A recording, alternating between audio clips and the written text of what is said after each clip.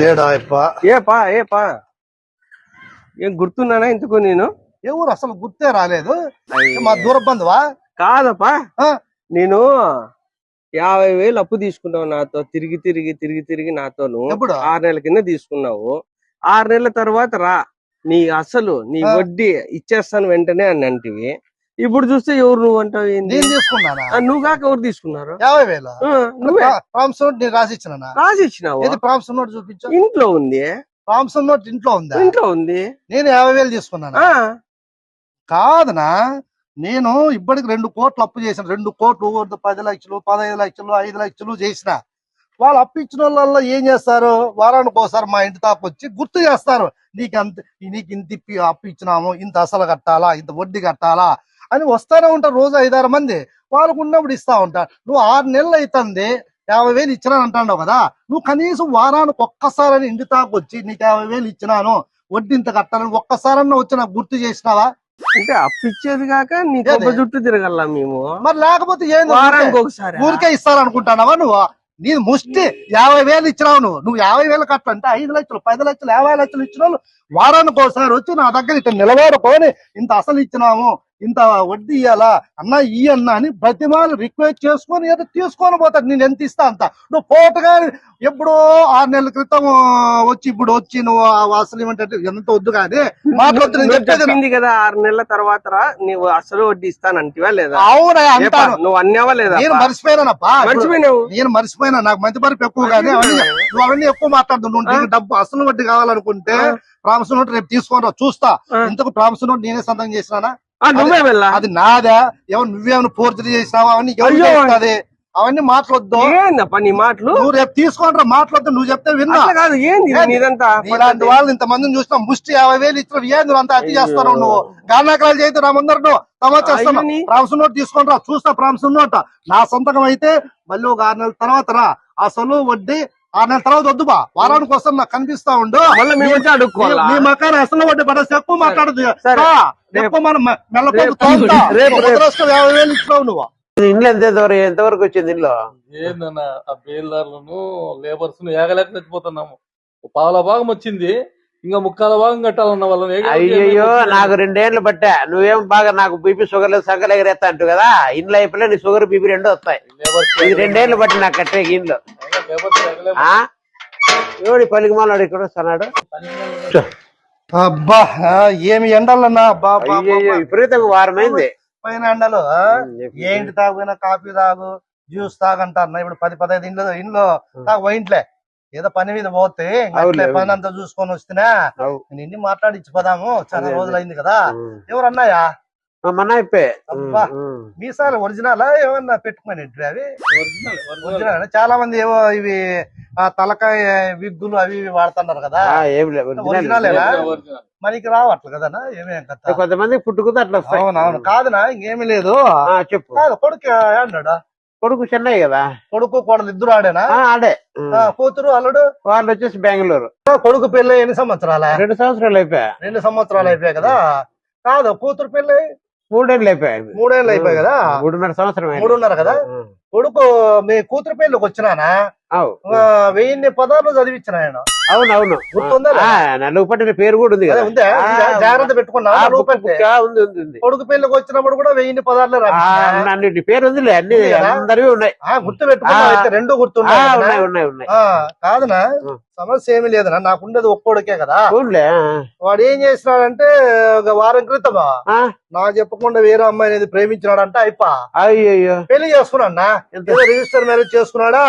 చేసుకున్న తర్వాత నాకు ఫోన్ చేశాడు. నాయన పెళ్లి చేసుకున్నాను అని నాకు ఫోన్ చేసినాడు. నేనేదో గ్రాండ్ గా పెళ్లి చేద్దాము అని అనుకున్నా. వాడు చూస్తే పెళ్లి చేసుకున్నాడా? ఈ 15 సంవత్సరాల్లోనా ఈ 15 సంవత్సరం కనీసం అంటే నేను ఒక 500 పెళ్ళిళ్ళు పోయింటానా? 500 పెళ్ళిళ్ళకి ఎవరన్నా పిలిచాడా? పోవడం 1000 పదాలు 2000 పదాలు 5000 పదాలు 10,000 పదాలు కూడా నేను చదివించిన. వాడు చూస్తే లవ్ మ్యారేజ్ చేసుకున్నాడా ఇంక ఎట్లా చేసేది. అందుకని నేను రావడం ఎందుకంటే ఇప్పుడు నేను రావడం చెప్పు ఎట్లా కొడుకు పెళ్లి వాడు లవ్ మ్యారేజ్ చేసుకున్నాడు అయిపోయింది. ఇప్పుడు ఏమీ లేదనా, నలుగురు రాసినాం కదా, నీ కొడుకు 1000 పదార్లు, నీ కూతురికి 1000 పదార్లు, మొత్తం 2032 రూపాయలు అవుతాడు కదా. 1000 పదా అంతేలే. 32 రూపాయలు వదిలేస్తానా, ఆ 2000 అన్న ఈయన వసూలు చేస్తాను. అందరు తగ్గిపోయింది. ఇది ఎక్కడ ఇదేమన్నా పద్ధతిగా ఉంటుందా? పెన్నెళ్ళకి వచ్చినప్పుడు నేను నలుగురు పెట్టిన 100 పెన్నెళ్ళు పెయింటా, నువ్వు పెట్టింటావు.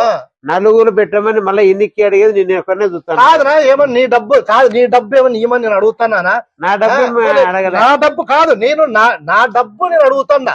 నీ కొడుకు 1000 పదాలు చదివించిన, నీ కూతురు పెళ్లి 1000 పదాలు చదివించిన, ఆడికి 32 రూపాయలు వదిలేస్తాడా. 2000 కదా అడిగేది. నీ డబ్బే పడగట్లా, నీ ఇంట్లో సొమ్మే పడగట్లా.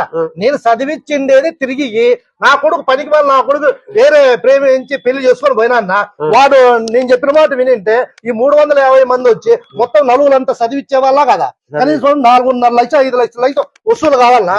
ఇప్పుడు ఏదో పోతాను అందరినీ వసూలు చేసుకుంటూ పోతాడా. అదే 2000. ఇప్పుడు సరేలే, నువ్వు 32 రూపాయలు వదిలిపెడతా అన్నావు కదా, నువ్వు 2000 ఉంది కదా, 2000 ఇమ్మంటున్నావు. అవును, నువ్వు ఫస్ట్ బిడ్డ పెళ్లికి వచ్చినావు కదా, నువ్వు నీ భార్య మీ వాళ్ళు వచ్చినట్టున్నారు.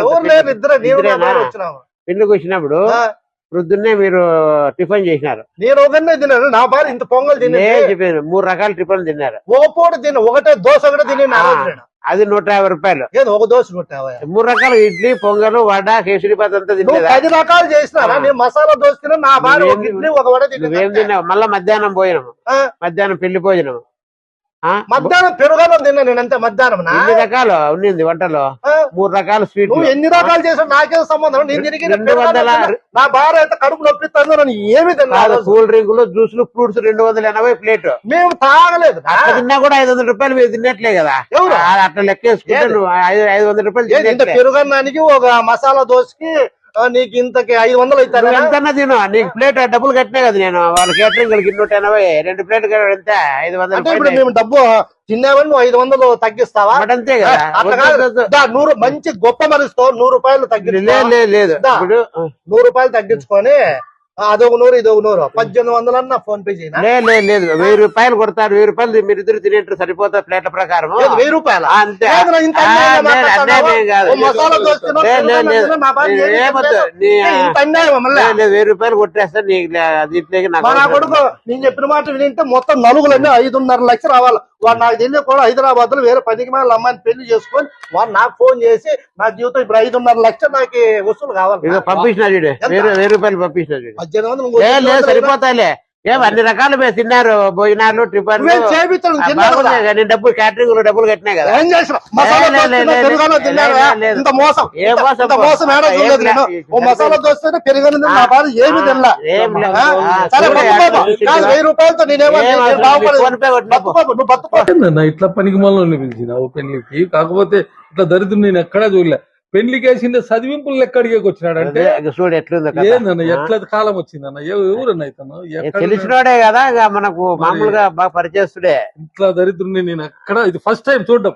నేనంత ఇట్లా నలుగురు ఎన్ని అడిగినా దేవుడు ఇంతవరకు అట్లా దరిద్రమని ఎక్కడ చూడలేదు. నేను అడిగింది ఇదేనా ఫస్ట్ టైం. ఇంత దరిద్రుని ఇంకా నేను చూస్తానో చూడలేను కూడా. కొడుకు కూడు కూడా పెట్టాడు ఎప్పకి. లవ్ మ్యారేజ్ అన్నాడు కదా, లాస్ట్ కి ఇతనికి కూడు కూడా పెట్టాడు చూడు. ఇంత లెక్క సరే పెడతాడు. అందుకే 1000 రూపాయలు ఇచ్చి కదా, 1000 రూపాయలు నువ్వు చాలా తెలివైనడు అన్న. ఎందుకంటే ఐస్ క్రీములు, వంట, అదంతా భోజనము అంతా బాగా 500 కట్ చేసి అంతే వాడు తినేదానికి లెక్క తగ్గట్టు చేసి ఇట్లా దరిద్రుడు. అయ్యో ఇదంతా తలనాస్తుంది, పోయి కాఫీ తాగొస్తాను.